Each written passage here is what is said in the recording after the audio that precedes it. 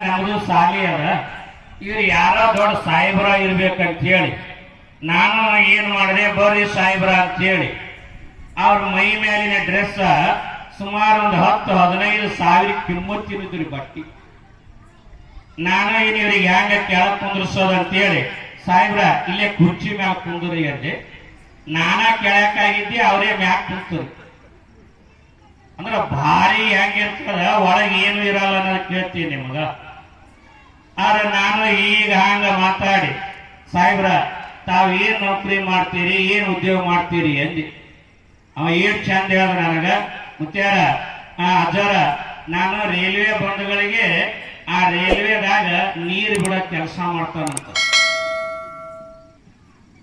ಮ್ಯಾಲ ನೋಡ್ತೀರಿ ಕಂಡಾಬಟ್ಟಿ ಅದ, ಒಳಗ್ ನೋಡ್ತೀರಿ ಏನೂ ಇಲ್ಲ, ಏನೂ ಇಲ್ಲ, ಏನೂ ಇಲ್ಲ.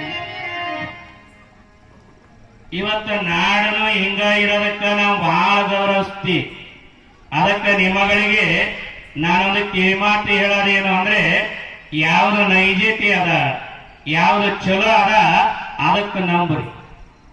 ಒಂದು ಮೈ ಮೇಲಿನ ಜಂಪರ್ ಪೀಸ 100 ರೂಪಾಯಿದು ತಗೊಳ್ಳುವಾಗ 10 ಸಲ ಯೋಚನೆ ಮಾಡ್ತೀವಿ, ಇದು ಹೆಂಗ, ಇದ್ರ ಬಣ್ಣ ಹೆಂಗ, ಎಷ್ಟು ದಿನ ಬದುಕ್ತದ, ಹಿಂಗ ಯೋಚನೆ ಮಾಡುವಾಗ ನಮ್ಮ ಬದುಕಿಗೆ ಗುರುಗಳನ್ನ ಆಶ್ರಯ ಮಾಡಿಕೊಳ್ಳುವಾಗ ಬಹಳ ಯೋಚನೆ ಮಾಡಬೇಕು.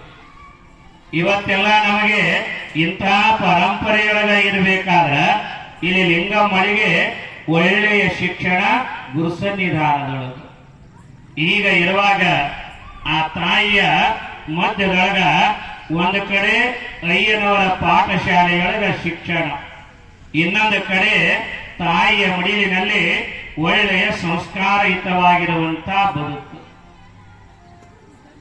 ವಿದ್ಯೆ ಯಾವಾಗ ಕಲಿಬೇಕ್ರಿ, ಯಾವಾಗ ಕಲಿಬೇಕಲ್ಲ. ದುಡ್ಡೇ ದೊಡ್ಡಪ್ಪ ಆದ್ರ ವಿದ್ಯೆ ಅದರ ಅಪ್ಪ ಅಂತ ಹೇಳ್ತೀವಿ ನಾವು. ಎಲ್ಲರಿಗೂ ವಿದ್ಯೆ ಬೇಕು. ನಿಮ್ಮ ಸಿಂದಗಿ ಒಳಗ ಎಲ್ಲಿ ಒಂದು ಕಲ್ಲು ಒಗದ್ರನ ಒಂದು ಸಾಲಿ ಮೇಲೆ ಬೀಳ್ತದ, ಗೊತ್ತದ ನಮ್ಗೆ ಅಷ್ಟು ಸಾಲಿ. ಇದನ್ನ ಧಾರವಾಡ ಕಲ್ತಿದ್ರ, ಎಲ್ಲೇ ಕಲ್ಲು ಒಗದರ ಶಾಲೆಗಳ ಮೇಲೆ, ಯೂನಿವರ್ಸಿಟಿ ಮೇಲೆ ಅಂದ್ರ, ಇವತ್ತ ನಮ್ಮ ಭಾಗಕ್ಕೆ ಬಂದ್ರ ನಮ್ಮ ಜೇವರಿಗೆ 2-3 ಕಾಲೇಜ್ ಸಿಗ್ಬೇಕಾದ್ರೆ ಕೋಲಾರ ಅದ. ಇಲ್ಲಿ ನೋಡ್ರಿ, ನಾ ಸುತ್ತ ಎಲ್ಲ ಕಡೆ ನೋಡ್ತೀವಿ. ಇವತ್ತಿಲ್ಲಿ ಒಂದು 50 ಸಂಸ್ಥೆಗಳನ್ನ ಕಾಣ್ತೀವಿ ನಾವು. ಕಾರಣ ಶಾಲೆಗಳು ಹೆಚ್ಚಾಗ್ಯಾವಂದ್ರ ಕಲ್ಸವ್ರು ಹೆಚ್ಚಾಗ್ಯಾರ ಅಂತ. ಕುಡಿಯ ಅಂಗಡಿ ಹೆಚ್ಚಾಗ್ಯಾವಂದ್ರ ಕುಡಿಯೋರು ಹೆಚ್ಚಾಗ್ಯಾರಂತೆ ಅರ್ಥ ಅಲ್ಲ. ನಾನು ಯಾಕ ಮಕ್ಕಳಿಗೆ ಒಳ್ಳೆಯ ಶಿಕ್ಷಣ ಕೊಡಿಸ್ಬೇಕು. ನೋಡ್ರಿ, ಎಷ್ಟು ಶಿಕ್ಷಣಕ್ಕೆ ಮಹತ್ವ ಅದ ಅಂದ್ರ, ಇವತ್ತು ಅಣ್ಣತವ್ರೆ ಬ್ಯಾರೆ ಆಗ್ತಾರ. ಅಣ್ಣ ಓದಿಲ್ಲ, ತಮ್ಮ ಓದ್ಯಾನ, ಮುಂದ ಬ್ಯಾರೆ ಆಗಾಗ ಹೊಲ ಬ್ಯಾರೆ ಆಗ್ತದ, ಮನಿ ಬ್ಯಾರೆ ಆಗ್ತದ, ಬ್ಯಾಂಕಿನ ಬ್ಯಾಲೆನ್ಸ್ ಬ್ಯಾರೆ ಆಗ್ತದ. ಅಣ್ಣ ಓದಿಲ್ಲ, ತಮ್ಮ MA ತನ ಓದ್ಯಾನ, ಬ್ಯಾರೆ ಆಗಾಗ MA ನನಗ್ ಕೂಡ BA ತನ ನೀ ಇಟ್ಕೋನಾಕ್ ಬರ್ತದೆ.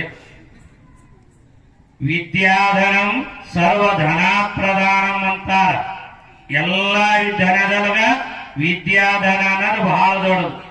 ಸ್ವದೇಶೇ ಪೂಜ್ಯತೆ ರಾಜ, ವಿದ್ವಾನ್ ಸರ್ವತ್ರ ಪೂಜ್ಯತೆ ಅಂತ ಹೇಳ್ತಾರೆ. ಅದಕ್ಕ ಒಳ್ಳೆ ವಿದ್ಯೆಯನ್ನ ಇಲ್ಲಿ ಗುರುಸನ್ನಿಧಾನದೊಳಗ ಆ ಲಿಂಗಮ್ಮಳಿಗೆ ಇಂಥ ಒಳ್ಳೆ ವಿದ್ಯೆ ಸಿಗುತ್ತಾರೆ. ಅದರ ಜೊತೆಗೆ ಇಡೀ ಮಾನವನ ಈ ಬದುಕನ್ನ ರೂಪಿಸೋದ ಈ ಮಕ್ಕಳ ಜವಾಬ್ದಾರಿ 4 ಜನಗಳ ಮೇಲೆ ಇರ್ತದ.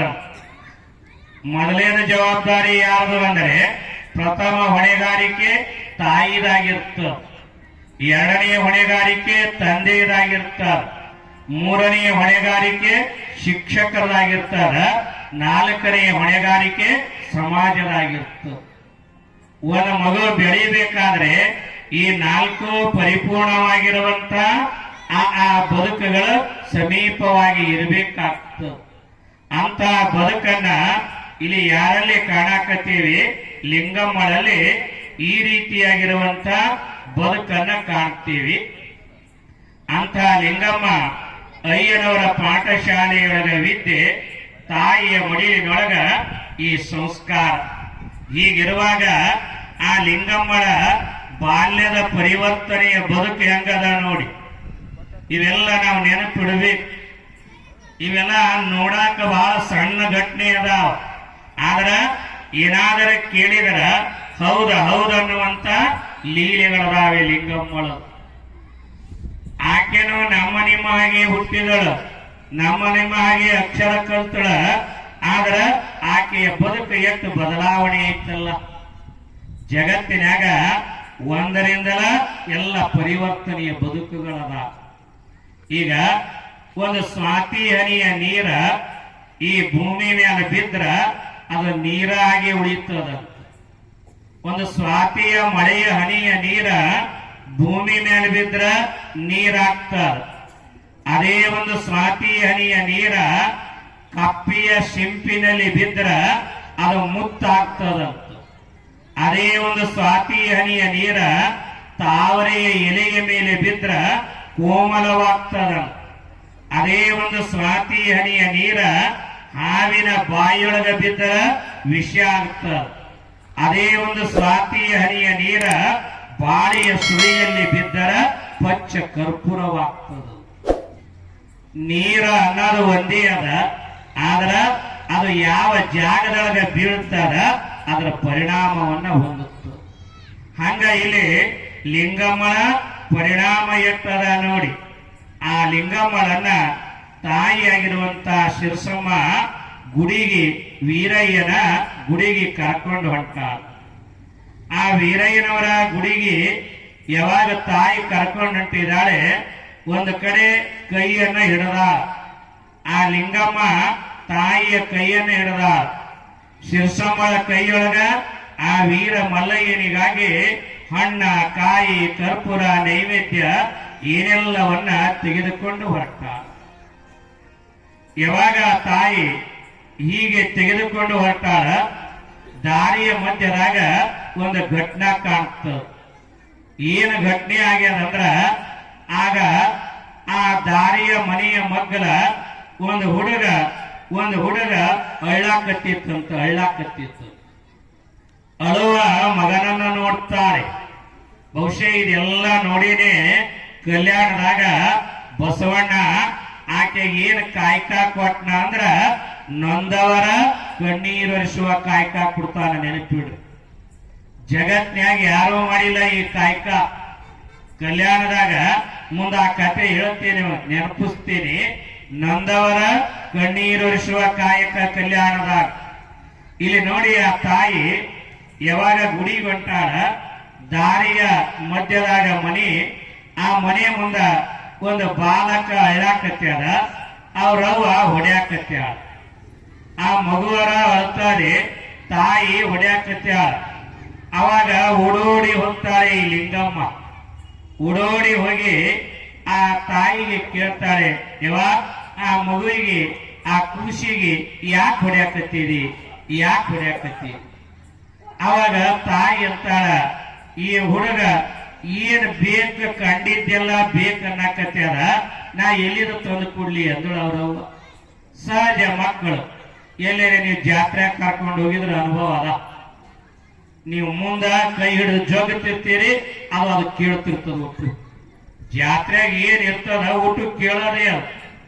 ಹಂಗ ಆ ಮಗ ಏನ್ ಕೇಳ್ಯಾರ ಅವ್ರವ್ವಾಗ ಅಂದ್ರ, ಇವ್ರೇನು ಗುಡಿಗೆ ಹಣ್ಣು ಒಯ್ಯಾಕ ಕತ್ತಿದ್ರ, ಏನು ನೈವೇದ್ಯ ಒಯ್ಯಾಕ ಕತ್ತಿದ್ರ, ಈ ಹಣ್ಣು ನೋಡಿ ಅವ್ರವ್ವಾಗ ಆ ಹಣ್ಣು ಕೊಡುವಂತ ಅದು ಕೇಳಾಕತ್ಯಾರ. ಅವಾಗ ತಾಯಿ ಹೊಡ್ಯಾಕತ್ಯಾಳ. ಲಿಂಗಮ್ಮ ಹೋಗಿ ಕೇಳ್ತಾಳ, ಇವ ಯಾಕೆ ಹೊಡ್ಯಾಕತ್ತೀರಿ? ಏನಿಲ್ಲ, ಆ ಏನು ನೋಡ್ತಾರ ಈ ಮಗ ಬೇಕನ್ನಕತ್ಯಾರ, ಆ ಹಣ್ಣು ಬೇಕಂತ ಕೇಳಾಕತ್ಯಾರ, ಅದಕ್ಕ ಎರಡೇಟು ಹೊಡೆದೀನಿ ಅಂದ್ರು. ಅವಾಗ ಲಿಂಗಮ್ಮ ಅಂತಾಳ, ಜರ ತಡಿ ಅಂದ್ರು. ತಡಿ ಅಂತ ಹೇಳಿ ತಾಯಿನ 4 ಹೆಜ್ಜೆ ಮುಂದೆ ಹೋಗಿಳ. ಆ ತಾಯಿ ಹತ್ರ ಹೋಗಿ ಆಕೆ ಏನು ಪ್ಲೇಟ್ನೊಳಗ ಏನ ಆ ಹಣ್ಣ, ಆ ಕಾಯಿ, ಕರ್ಪೂರ, ನೈವೇದ್ಯ ಒಯ್ಯಾಕತ್ತೇಳ, ಅದ್ರೊಳಗಿನ ಹಣ್ಣನ್ನ ತಗೊಂಬರ್ತ.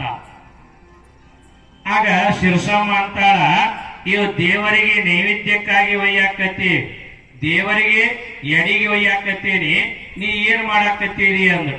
ಇಲ್ಲ, ಅಲ್ಲಿ ಮಗು ಅಳ್ಳಾಕತ್ತೀರ, ಆ ಮಗುವಿಗೆ ಒಯ್ದ ಈ ಹಣ್ಣು ಕೊಡ್ತೀನಿ ಅಂತೇಳಿ ಆ ತಾಯಿ ಏನ್ ಮಾಡ್ತಾಳ, ಆ ಹಣ್ಣನ್ನು ತಗೊಂಬಂದ ಆ ಲಿಂಗಮ್ಮ ಯಾವ ಮಗು ಅಳುತ್ತಿತ್ತ ಅಳುವ ಮಗುವಿಗೆ ಆ ಹಣ್ಣನ್ನು ತಿರಿಸಿ ಆ ಮಗುವಿಗೆ ಸಾಂತ್ವನವನ್ನು ಮಾಡ್ತ.